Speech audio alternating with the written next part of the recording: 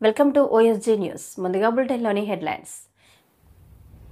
నెల్లిమర్ల నియోజకవర్గంలో మురికి కాలువల నిర్మాణం లేదంటూ సమస్యలపై మాట్లాడిన లోకం నాగమాధవి. రాష్ట్ర సాంకేతిక విద్య, పాలిటెక్నిక్, ఐటీఐలు ఏర్పాటు అంశాలపై ప్రశ్నలు. రోడ్లు, యూజీడీని సర్వనాశనం చేసిన వైసీపీ ఎమ్మెల్యే వంశీకృష్ణ. పోలవరం ప్రత్యేక హోదా, సూపర్ 6 హామీల ప్రస్తావన ఎక్కడ? YSRCP MLA Chandrasekhar fire. చంద్రబాబు నా మొదటి పనే తిరుమల నుంచి ప్రక్షాళన మొదలు పెడుతున్నా అని అన్నారు. 5 ఏళ్లలో జగన్ పాలనలో ఏపీ సుమారు 20 ఏళ్లు వెనక్కి కేంద్ర మంత్రి రామ్మోహన్ నాయుడు. జీవీఎంసీ కమిషనర్ గా బాధ్యతలు స్వీకరించిన పి సంపత్ కుమార్. నాడు నేడు విచారణకు ప్రభుత్వం ఆదేశాలు జారీ. గత జగన్ రెడ్డి ప్రభుత్వం పోలీస్ శాఖను బ్లాక్ లిస్టులో పెట్టారు హోంమంత్రి అనిత. అందమైన విశాఖ సిటీని గత ప్రభుత్వం పూర్తిగా నిర్లక్ష్యం చేసిందని, రోడ్లు, యూజీడీని సర్వనాశనం చేశారని ఆరోపించారు. విశాఖ సౌత్ నియోజకవర్గంలో పలు సమస్యలపై అసెంబ్లీలో మాట్లాడిన ఎమ్మెల్యే వంశీకృష్ణ. సభ్యులు వంశీకృష్ణ గారు. ధన్యవాదాలు అధ్యక్ష. ముందుగా ఈ హౌస్లో అడుగుపెట్టే అవకాశం కల్పించిన ఉప ముఖ్యమంత్రులు శ్రీ గౌరవ పవన్ కళ్యాణ్ గారికి, అలాగే ముఖ్యమంత్రి వర్యులు శ్రీ నారా చంద్రబాబు నాయుడు గారికి, అలాగే లోకేష్ గారికి ప్రత్యేకమైన ధన్యవాదాలు తెలియజేస్తూ, నియోజకవర్గ ప్రజలకు కూడా ప్రత్యేకమైన ధన్యవాదాలు అధ్యక్ష. విశాఖపట్నం సిటీ అన్నది ఒక బ్యూటిఫుల్ సిటీ అధ్యక్ష. గత ప్రభుత్వం ఈ సిటీని పూర్తిగా నిర్లక్ష్యం చేస్తూ ముఖ్యంగా రోడ్లు, యూజీడీ వ్యవస్థని సర్వనాశనం చేశారు అధ్యక్ష. వీటన్నింటి దృష్టిలో పెట్టుకొని ఇవాళ మంత్రి గారికి అడగడం జరుగుతూ ఉంది. గత ప్రభుత్వం మీకు అందరూ తెలిసిన విషయమే అధ్యక్ష. రుషికొండ ప్యాలెస్, లేకపోతే తనకు సొంతంగా ఆదాయ వనరుల మీద మనసు పెట్టారు తప్ప విశాఖపట్నాన్ని కనీసం అభివృద్ధికి నోసుకోకుండా ఇవాళ అడ్డుకున్నది ఆ ప్రభుత్వం అధ్యక్ష. నేను మీ ద్వారా మంత్రి గారికి కొన్ని అడుగుతా ఉన్నా అధ్యక్ష. ముఖ్యంగా విశాఖపట్నం సౌత్ నియోజకవర్గం అన్నది దాదాపుగా బ్రిటిష్ కాలం నాటి వ్యవస్థ ఉంది అధ్యక్ష అక్కడ. ఎందుకంటే మొత్తం కూడా ఓల్డ్ సిటీ అధ్యక్ష. అక్కడ అండర్ గ్రౌండ్ డ్రైనేజ్ వ్యవస్థ మొత్తం చిన్న చిన్న వర్షాలు పడినా కూడా పూర్తిగా అక్కడ బ్లాక్ అయిపోయి ఆ వాటర్ అంతా కూడా ఇళ్లలోకి వెళ్ళిపోతుంది అధ్యక్ష. ఒక పక్క పోర్టు కాలుష్యం, మరో పక్క ఈ వాటర్తో చాలా వ్యవస్థలు, ఆ యూజీడీ వ్యవస్థ అస్తవ్యస్తంగా ఉంది అధ్యక్ష. నేను అడుగుతా ఉన్న అధ్యక్ష మంత్రి గారికి మీ ద్వారా, ఎన్ని ఎస్టీపీలు ఉన్నాయి ప్రజెంట్ ఇవాళ విశాఖపట్నంలో, వాటిని మెయింటెనెన్స్ ఆపరేషన్ జరుగుతుందా? ఆ ఎస్టీపీలు సామర్థ్యం ఇప్పుడు వస్తున్నటువంటి మురికి నీరుకి సరిపోతుందా? ఇప్పుడు వాళ్ళు ఇచ్చినటువంటి ఫిగర్స్ అధ్యక్ష, దాదాపుగా 14 లక్షల జనాభాకు అంటే 16% పూర్తి అవుతుంది అయిందని చెప్పేసి మంత్రి గారు చెప్తారు అధ్యక్ష. దాన్ని ఒకసారి వెరిఫై. అంతర్జాతీయ విమానాశ్రయం నిర్మాణం జరుగుతున్న నెల్లిమర్ల నియోజకవర్గంలో కనీస డ్రైనేజీ వ్యవస్థ లేదు, మురికి కాలువల నిర్మాణం లేదంటూ నియోజకవర్గ సమస్యలపై అసెంబ్లీలో మాట్లాడిన జనసేన ఎమ్మెల్యే లోకం నాగమాధవి. మాధవి గారు నెల్లిమర్ల. అధ్యక్ష, ముందుగా నాకు ఈ అవకాశం ఇచ్చిన మా అధ్యక్షులు పవన్ కళ్యాణ్ గారికి, అలాగే ఒక బాధ్యతగా తీసుకొని నెల్లిమర్ల నియోజకవర్గాన్ని అభివృద్ధి పదంలో తీసుకెళ్తానని అవకాశం ఇచ్చిన నెల్లిమర్ల ప్రజలందరికీ కూడా ధన్యవాదాలు తెలియజేస్తున్నాను. మా నియోజకవర్గంలో ఒక ఇంటర్నేషనల్ స్టాండర్డ్స్తో మన స్టేట్ గవర్నమెంట్ చంద్రబాబు నాయుడు గారు ముఖ్యంగా తీసుకొని ఒక ఎయిర్పోర్ట్, గ్రీన్ఫీల్డ్ ఎయిర్పోర్ట్ వస్తున్నది అధ్యక్ష. కానీ మా దురదృష్టం ఏంటంటే అంత ఎయిర్పోర్టు వస్తున్న నియోజకవర్గంలో కనీసం ఎక్కడా కూడా వీధి కాలువలు లేవు. వాడుకున్న నీరు సరిగ్గా బయటికి వెళ్ళడానికి కాలువలు లేక ప్రజలు చాలా ఇబ్బంది పడుతున్నారు అధ్యక్ష. ఎంత ప్యాథటిక్ సిచ్యువేషన్ అంటే ఇంటి ముందర గొయ్యలు తీసుకొని వాడుకున్న నీరంతా గోతిలోకి వచ్చిన తర్వాత మళ్ళీ రాత్రిపూట మహిళలు అందులో నీటిని బయటికి ఊరి చివర పారేయడానికి బకెట్లతో తీసుకొని వెళ్లాల్సినంత దుస్థితి అక్కడ ఈరోజు ఉందంటే నిజంగా అది చాలా బాధాకరమైన విషయం. అక్కడ మహిళలందరూ కూడా ఈ మురికి నీరు రోడ్ల మీద వెళ్ళడం వల్ల అక్కడ పారిశుద్ధ్య లోపం ఎక్కువగా ఉండి, దోమల బాధలు ఎక్కువగా ఉండి, అలాగే ఆరోగ్యం కూడా అంతమందికి చెడిపోతున్నది. అలాగే ఈ మురికి నీరు అనేది ఎక్కడ పడితే అక్కడ స్టాగ్నేట్ అయిపోయి ఉండడం వల్ల భూగర్భ జలాలు కూడా మాకు చాలా కలుషితం అయిపోతున్నాయి. వాటర్ సమస్య అధికంగా ఉన్న మా నియోజకవర్గంలో ఇది పుండి మీద కారంలా తయారవుతున్నది. కాబట్టి ఈ రాష్ట్ర సాంకేతిక విద్య, పాలిటెక్నిక్, ఐటీఐల ఏర్పాటు అంశంపై సంబంధిత మంత్రిని ప్రశ్నలు అడిగిన జనసేన ఎమ్మెల్యే బత్తుల బలరామకృష్ణ దానికి సమాధానం ఇచ్చిన మానవ వనరుల అభివృద్ధి శాఖ మంత్రి నారా లోకేష్. మన దేశంలో సుమారు 50 కోట్ల మంది యువత ఉంది. ప్రతి సంవత్సరం కూడా 10th క్లాసు గత సంవత్సరం చూసినట్టయితే 6,09,00,000 మంది 10th క్లాస్ పాస్ అయి బయటకు వచ్చారు. ఈ సాంకేతిక విద్య అనేది సరిగా లేకపోవడం వల్ల చాలామంది ఉపాధి కోల్పోతున్నారు. ఈ ఇంజనీరింగ్కి ఈ తల్లిదండ్రుల ప్రోద్బలము, ఇంజనీరింగ్ కాలేజీల ప్రోద్బలంతోనూ ఇంజనీరింగ్లు జాయిన్ అయ్యి వాళ్ళు కొన్ని సబ్జెక్టులు చదవలేక, సరైన పరిజ్ఞానం లేక కొంతమంది డ్రాప్అవుట్స్ అయ్యి ఆగిపోతున్నారు. అలాంటి పరిస్థితుల్లో వాళ్ళకి ఏ ఉపాధి లేకుండా నిరుద్యోగులుగా మిగిలిపోతున్నారు. అలాంటి పరిస్థితుల్లో గతంలో అయితే ఐటీఐ అనేది సమర్థవంతంగా ఉండేది. ఐటీఐ చదువుకుంటే వాళ్ళకు ఉపాధితో పాటు ఏదో ఉద్యోగాలు కూడా వచ్చాయి. ఎలక్ట్రికల్ డిపార్ట్మెంట్ కానీ, ఫ్యాక్టరీస్ కానీ, ఇలా పలు డిపార్ట్మెంట్లలో వాళ్ళకు ఉద్యోగ అవకాశాలు దొరికాయి. ఇప్పుడు ఐటీఐ అనేది సమర్థవంతంగా లేకపోవడం వల్ల వీళ్ళందరూ కూడా నిరుద్యోగులుగా మిగిలిపోతున్నారు. కాబట్టి ఐటీఐ, పాలిటెక్నికల్ అనేది కొంచెం కాలేజీలు డెవలప్ చేస్తే బాగుంటుంది అనేది నా ఉద్దేశం అధ్యక్ష. అదేవిధంగా వాళ్ళకి ఉద్యోగం రాకపోయినా స్వయం ఉపాధితో కూడా జీవించగలుగుతారు. ఎందుకంటే ఎలక్ట్రీషియన్గా కానీ, ప్లంబర్గా కానీ, డ్రాఫ్ట్స్మెన్ కానీ ఈ పలు రకాల 134 కోర్సులు ఉన్నాయి అధ్యక్ష. ఈ 134 కోర్సులో ఏదో ఒక విధానంతో వాళ్ళు షెటిల్ అయ్యి ఉపాధి పొందగలుగుతారు. ఈ నిరుద్యోగ సమస్యకి అనే దానికి మంచి ఫలితం వస్తుందని చెప్పేసి నా ఉద్దేశం అధ్యక్ష. అదేవిధంగా చూస్తే దీంట్లో పూర్తి స్థాయిలో ఇప్పుడు ప్రైవేట్ కళాశాలలు ఉన్నాయి. ఐటీఐ అనేది, పాలిటెక్నికల్ అనేది, దాని మీద సరైనటువంటి పూర్తి పరిజ్ఞానం ఉన్నటువంటి ఈ యొక్క లెక్చరర్స్ కానీ, వాళ్ళకి సంబంధించినటువంటి బోధనా సిబ్బంది లేకపోవడం వల్ల వీళ్ళ మధ్యలోనే కూడా ఈ ఐటీఐ, పాలిటెక్నికల్ కూడా ఆగిపోవడం జరుగుతుంది. ఈ ఐటీఐ, పాలిటెక్నికల్ వల్ల 3 ఏళ్లలో 10th క్లాస్ అయిపోయిన పోలవరం ప్రత్యేక హోదా, సూపర్ 6 హామీల ప్రస్తావన ఎక్కడ? నెల రోజుల్లో 14,200 కోట్ల అప్పు ఏమైంది? ఆ మొత్తం ఎవరెవరి జేబుల్లోకి వెళ్ళింది? YSRCP MLA Chandrasekhar fire. చేసినటువంటి మంచి కార్యక్రమాలను కూడా నిందించడం కోసం మాత్రమే వారి ప్రసంగం ఆద్యాంతం కూడా సాగింది అనేది ఒక్కసారి మనం గమనించాలి. వారి యొక్క ప్రసంగం కేవలం ప్రతిపక్ష పార్టీని తిట్టడానికో, ప్రతిపక్ష పార్టీ మీద దుమ్మెత్తిపోయడానికో వారి ఆ ప్రసంగాన్ని ఉపయోగించారు తప్ప ఈ 5 ఏళ్ల కాలంలో ఈ కూటమి ప్రభుత్వం ఈ రాష్ట్ర ప్రజల కోసం, ఈ రాష్ట్ర ప్రయోజనాల కోసం, రాష్ట్ర అభివృద్ధి కోసం ఎలాంటి చర్యలు చేపట్టబోతుందో, ఏ విధమైనటువంటి విధి విధానాలతోటి ముందుకు వెళుతుందో దాని గురించి ఎక్కడ కూడా ప్రస్తావించకపోవటం కొంత ఆశ్చర్యాన్ని కలిగించింది, విస్మయాన్ని కూడా కలిగించింది. ఈ రాష్ట్రంలో ఉన్నటువంటి అనేక సమస్యల మీద ఎక్కడా కూడా ఊసేలేనటువంటి ఈ ప్రసంగంలో పోలవరాన్ని ఎప్పటికి నిర్మిస్తారో, అసలు నిర్మిస్తారా లేదా, ప్రత్యేక హోదాకి సంబంధించి ఎలాంటి విధి విధానాలతోటి ప్రభుత్వం ముందుకు వెళుతుంది, దానికి సంబంధించి ఏ ఒక్క మాట లేదు.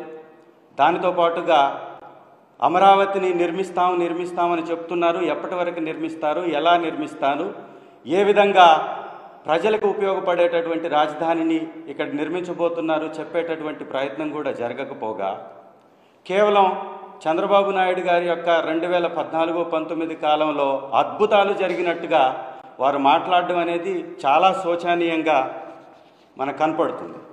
నిజంగా ఒక గవర్నర్ గారు వచ్చారు రాష్ట్రానికి, వారు ప్రసంగిస్తున్నారంటే ఈ రాష్ట్రం ఏ విధమైనటువంటి డెవలప్మెంట్ని సాధించబోతుందో వారి మాటల్లో వినాలని చాలామంది ఆశపడతారు. కానీ వారి ఆశలన్నీ కూడా గల్లంతయ్యాయి.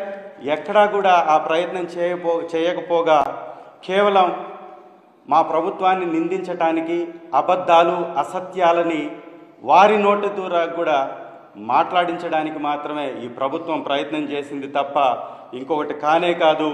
వారు ఇచ్చినటువంటి హామీల విషయంలో, ఏ విధంగా ఆ హామీల్ని నెరవేర్చబోతున్నారు, ఏ విధంగా ఆ హామీల్ని ప్రజలకి ఎప్పటి నుండి ఇవ్వబోతున్నారు, వాటికి సంబంధించి ఎక్కడా కూడా ఊసే లేదు.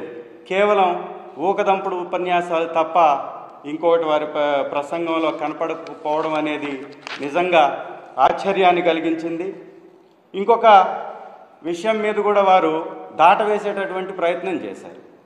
సూపర్ 6 పేరుతోటి హామీలు ఇచ్చినటువంటి ప్రభుత్వం ఆ సూపర్ 6ని ఎప్పటి నుంచి అమలు పరుస్తుందో చెప్పకపోగా వాటికి సంబంధించినటువంటి విధి విధానాల గురించి కూడా ఎక్కడ ప్రస్తావించకపోవటం ఆశ్చర్యంగా అనిపిస్తుంది.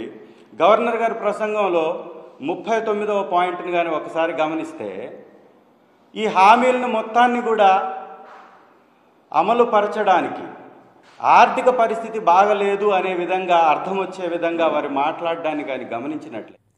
చంద్రబాబు నా మొదటి పనే తిరుమల నుంచి ప్రక్షాళన మొదలు పెడుతున్నా అని ఎందుకు చెప్పారో ఇప్పుడు అర్థమైంది అని దేవాదాయ శాఖ మంత్రి అన్నారు.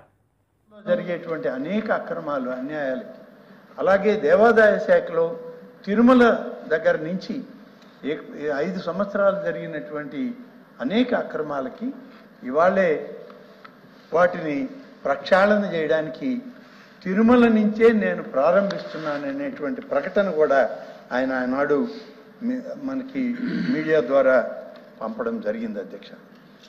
ఇవాళ అవినీతికి అంతం పలుకుతామని రాష్ట్ర ప్రజలకి హామీ ఇచ్చినటువంటి నేటి మన ముఖ్యమంత్రి చంద్రబాబు నాయుడు గారు తిరుమలలో అనేక మాఫియాలు చేరినాయి అధ్యక్ష.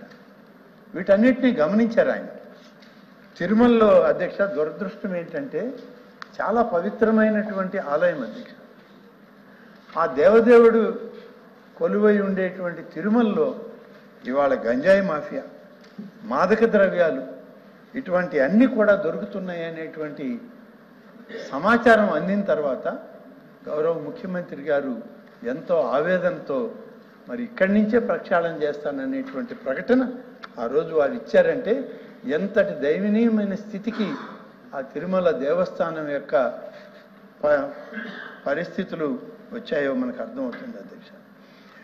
తిరుమలలో పవిత్ర స్థలం కాబట్టి గోవింద నామాలు తప్ప ఇంకా ఏ ప్రకటన కూడా ఇక్కడ ఉండకూడదు, ఏ ఒక్క ప్రచార ఆర్భాటాలు ఇక్కడ రాకూడదు, ఎవరు కూడా దీని మీద స్లోగన్ చెప్పడం కానీ ఇవి ఏ రాజకీయ పార్టీలు కానీ ఎవరు కూడా చేయడానికి లేదని ఆనాడే ఆయన ప్రకటించడం జరిగింది.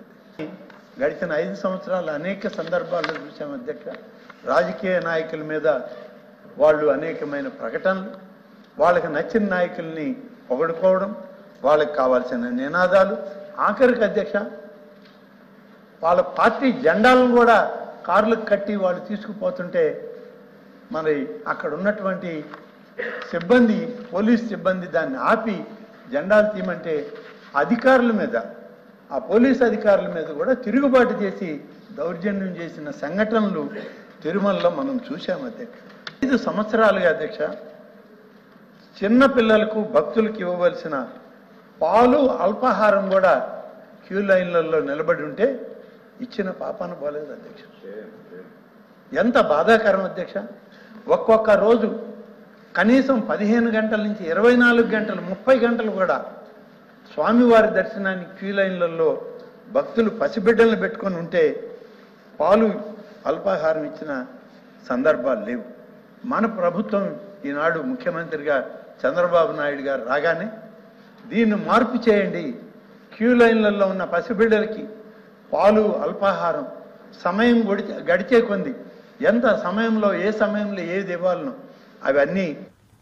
గత జగన్ రెడ్డి ప్రభుత్వంలో పోలీసు వాహనాలు కొని వాటికి డబ్బు కట్టనందుకు మహీంద్రా వాళ్ళు ఏపీ పోలీసుని బ్లాక్ లిస్టులో పెట్టారు. మేము వచ్చిన తర్వాత అవి కట్టాల్సిన పరిస్థితి. గత 5 ఏళ్లు పోలీసు వ్యవస్థ నిర్వీర్యం చేసి ఇప్పుడు పులివెందుల ఎమ్మెల్యే డొల్లా కబుర్లు చెప్తున్నాడు అని హోంమంత్రి అనిత మాజీ సీఎం పైన సెటర్లు వేశారు.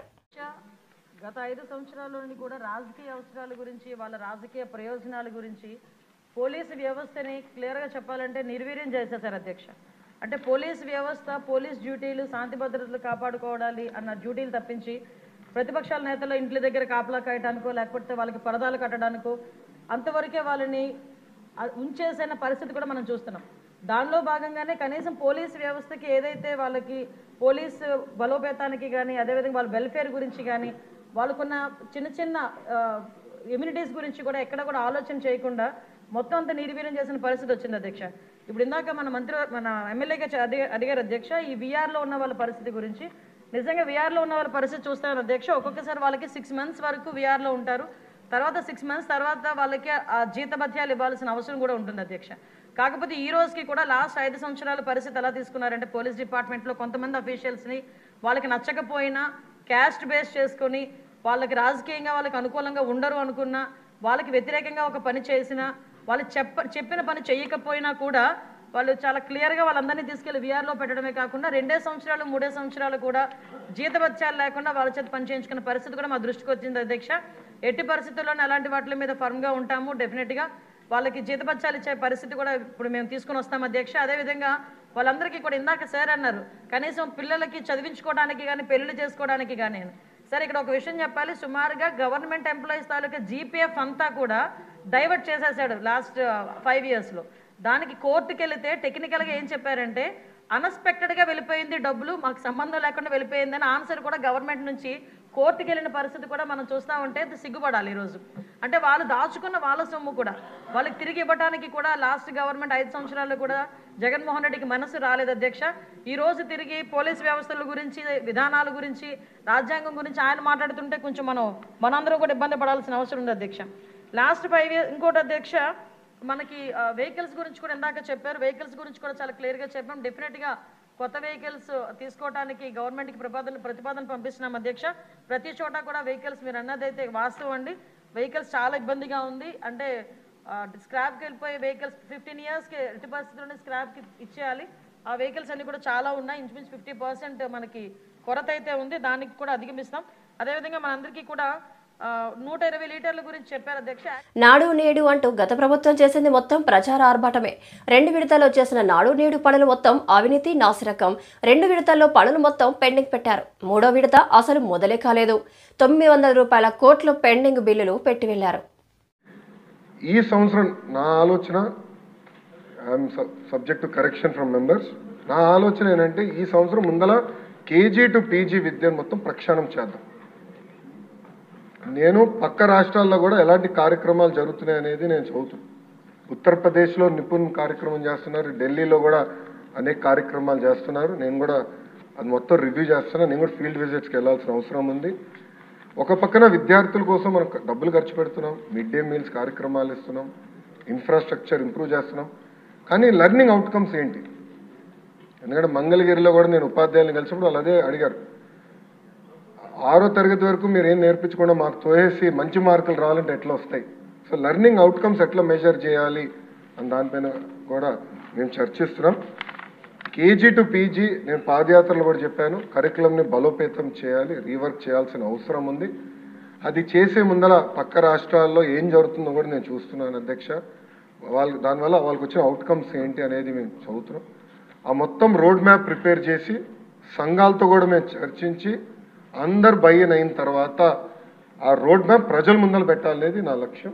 దాని తర్వాత ప్రజల దగ్గర నుంచి కూడా అభిప్రాయ సేకరణ చేసిన తర్వాత ఆ కార్యక్రమాన్ని మేము అమలు చేసి నెక్స్ట్ అకాడమిక్ ఇయర్కి తీసుకొస్తాం. అంటే గత ప్రభుత్వం లాగా రివర్స్ టెండరింగ్ అనే హడావిడిగా చేసి పోలవరం ఎట్లయితే సర్వనాశనం చేశారో అలా నేను చేయదలుచుకోవాలి విద్యా వ్యవస్థని. విద్యా వ్యవస్థలో కూడా సిబిఎస్ఈ కరికులం అన్నారు, కొన్ని స్కూల్స్ ఏమో CBSE curriculum with CBSE examination అన్నారు, మళ్ళీ మధ్యలో ఐబీ అన్నారు, తర్వాత టోఫెల్ అన్నారు, డిక్షనరీ అన్నారు. అంటే కొంచెం గందరగోళంగా ఉంది.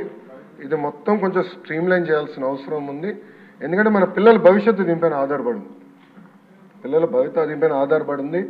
సో సిస్టమేటిక్గా చేయాల్సిన అవసరం, తొందరపాటు నిర్ణయాలు కాకుండా సిస్టమేటిక్గా చేయాలనేది నా ఆలోచన. తప్పనిసరిగా నాడు నేడు పైన ఒక ఎంక్వైరీ ప్రభుత్వం వేస్తుంది, అంటే ఎలాంటి సందేహం లేదు. అగ్రిమెంట్స్ ఏంటి, గతంలో ఎవరికి ఇచ్చారు ఈ వర్క్లు, ఎందుకు పనులు సరిగా జరగలేదు, నాసరికైన పనులు జరిగినాయి అనేది పేపర్లో కూడా గతంలో వచ్చింది. దానిపైన తప్పనిసరిగా ఎంక్వైరీ చేస్తాం. రెండోది సాంబశివరావు గారు చెప్పినట్లు 5 ఏళ్లలో జగన్ పాలనలో ఏపీ సుమారు 20 ఏళ్లు వెనక్కి వెళ్లిందని కేంద్ర మంత్రి రామ్మోహన్ నాయుడు విమర్శించారు. టీడీపీ ఎంపీలతో కలిసి ఢిల్లీలో నిర్వహించిన మీడియా సమావేశంలో ఆయన మాట్లాడారు. ఎంత కష్టపడి చంద్రబాబు నాయుడు గారు దాన్ని పూర్తి చేయాలని అనుకున్నారో ఆయన తాలూకా పని కాలంలో మనం అందరం చూసాం. మరి ఆ రోజు సుమారు 72% దాన్ని పూర్తి చేస్తే జగన్మోహన్ రెడ్డి వచ్చిన తర్వాత దాన్ని తిరిగి మళ్ళీ నెగిటివ్ డెవలప్మెంట్ కింద 20% వెనక్కి వెళ్ళిపోయే పరిస్థితి వచ్చింది. అటువంటి ప్రాజెక్టును కూడా బాధ్యత తీసుకొని బడ్జెట్లో మేము టైం బౌండ్ మేనర్గా కంప్లీట్ చేస్తామని చెప్పడం చాలా ఆనందించాల్సినటువంటి విషయంగా కూడా ఈ సందర్భంగా తెలియజేస్తున్నాం. దానితో పాటు వెనుకబడినటువంటి జిల్లాలు తరచూ చర్చల్లో ఉండేది. ఉత్తరాంధ్ర ప్రాంతం కానీ, రాయలసీమ ప్రాంతం కానీ, ప్రకాశం ప్రాంతం కానీ, ఈ యొక్క ప్రాంతాలు భవిష్యత్తులో అభివృద్ధి చెందాలని చెప్పి చాలా ఏళ్ల నుంచి మనం దాని గురించి మాట్లాడుతున్నాం. ఈరోజు మోదీ గారి తాలూకా సహకారంతో దానికి సంబంధించి ప్రత్యేకమైనటువంటి నిధులు కూడా వస్తాయని బడ్జెట్లో కూడా దానికి రూపకల్పన చేశారు. అలాగే ఇండస్ట్రియల్ కారిడార్స్, మన ఓర్వకల్లు కానీ, కొప్పర్తి కానీ అలాంటి నోట్స్ను కూడా సెలెక్ట్ చేసుకొని దానికి కావాల్సినటువంటి ఎమ్యూనిటీస్ అన్నీ కూడా క్రియేట్ చేసి ఆ నోట్స్ని భవిష్యత్తులో డెవలప్ చేస్తామని చెప్పి హామీ కూడా ఇవ్వడం జరుగుతుంది బడ్జెట్ ద్వారా. సో ఇన్ని రకాలైనటువంటి కార్యక్రమాలు ఇది ప్రజల్లో ఒక విశ్వాసం ఖచ్చితంగా ఈరోజు జాగృతి చేయడానికి ఈ యొక్క బడ్జెట్ ఖచ్చితంగా ఉపయోగపడుతుంది. మరి 5 కోట్ల మంది ఆంధ్రప్రదేశ్ రాష్ట్ర ప్రజలందరి తరపున కూడా హృదయపూర్వకమైనటువంటి ధన్యవాదాలు నరేంద్ర మోదీ గారికి తెలియజేస్తున్నాం. మొన్ననే చంద్రబాబు నాయుడు గారు కూడా ఢిల్లీ వచ్చినప్పుడు ఇదే విషయాల మీద గట్టిగా స్ట్రెస్ చేసి కూడా చెప్పడం జరిగింది. ఆ రోజు ఆంధ్రప్రదేశ్ రాష్ట్రం ఎలాంటి పరిస్థితుల్లో, ఎలాంటి మనోభావాలతో మన ఎన్డీఏ ప్రభుత్వానికి భారీ మెజారిటీ కల్పించారో దాన్ని మనం తిరిగి వాళ్ళందరికీ కూడా ఆ యొక్క నమ్మకాన్ని మనమందరం కూడా రేపు భవిష్యత్తులో కార్యక్రమాల ద్వారా తీర్చాలని చెప్పి మరి చంద్రబాబు నాయుడు గారు రిక్వెస్ట్ చేస్తే దానికి అనుగుణంగా కేంద్ర ప్రభుత్వం కూడా ఈరోజు ఆంధ్రప్రదేశ్ రాష్ట్రానికి సరైనటువంటి గుర్తింపు, సరైనటువంటి గౌరవం, సరైనటువంటి నిధులు కూడా ఈరోజు కేటాయించి బడ్జెట్ ద్వారా ఆంధ్రప్రదేశ్ రాష్ట్రానికి ఒక నూతన ఉత్సాహాన్ని, నూతన విశ్వాసాన్ని కల్పించినందుకు చాలా ఆనందంగా ఉందని కూడా ఈ సందర్భంగా తెలియజేస్తున్నాను. దానితో పాటు బడ్జెట్ కూడా ఈరోజు అనేకమైనటువంటి మిగిలిన విషయాలు అవి కూడా మన రాష్ట్రానికి ఉపయోగపడే ఉన్నాయి. ముద్రా లోన్స్ లాంటివి, సాధారణమైనటువంటి సామాన్యుడికి ఉపయోగపడే లోన్స్, అది 10 లక్షల నుంచి ఈరోజు 20 లక్షల కోట్ల రూపాయల వరకు కూడా ఈరోజు దాని తాలూకా ఇది బడ్జెట్ను కూడా పెంచడం జరిగింది. అలాగే ష్రింప్ ప్రొడక్షన్ ఏదైతే ఆక్వాకల్చర్, ష్రింప్ కల్చర్ మన ఆంధ్రప్రదేశ్ రాష్ట్రంలో చాలా పెద్ద ఎత్తున జరుగుతుందో దాన్ని కూడా ప్రమోట్ చేయడానికి నిర్మలా సీతారామన్ గారు కొన్ని చక్కనైన నిర్ణయాలు తీసుకొని ఆ ఇండస్ట్రీని కూడా ప్రమోట్ చేస్తున్నారు. దాని తాలూకా లాభం కూడా మన ఆంధ్రప్రదేశ్ రాష్ట్రంలో ఉన్నటువంటి ష్రింప్ ప్రొడక్షన్ కంపెనీస్కి చాలామందికి ఉపయోగపడుతుందని కూడా ఈ సందర్భంగా తెలియజేస్తున్నాను. ఇన్ఫ్రాస్ట్రక్చర్ మీద, ఇండస్ట్రీ మీద